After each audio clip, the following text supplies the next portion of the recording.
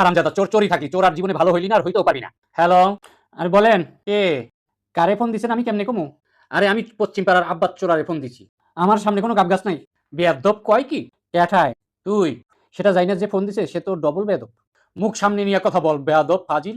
আরে না, মুখের সামনে ফোন নিয়ে কথা বলতেছি। তোর বাজে কথা রাখ, আমার ছাগল কই? পেতাল পাইরেন না, আপনার ছাগল যেইখানে বাঁধছেন ওইখানে যাইয়া দেখেন ঘাস খায়। আরে তুই চুরি করছস? কইছে ক্যাঠায়? দাঁড়া বের করতাছি। তো করেন, আমাকে কেন বলতেছেন? আবার বড় কথা কয়, তুই যে চুরি করছস? কোনো প্রমাণ আছে? আছে আছে। কই দেখান।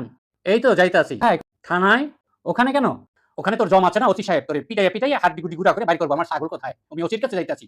তো কি করবে? তোর হাড্ডি থেকে মাংস আলাদা করবে, পাশাপাশি আবার ছাগলটাও বের হবে।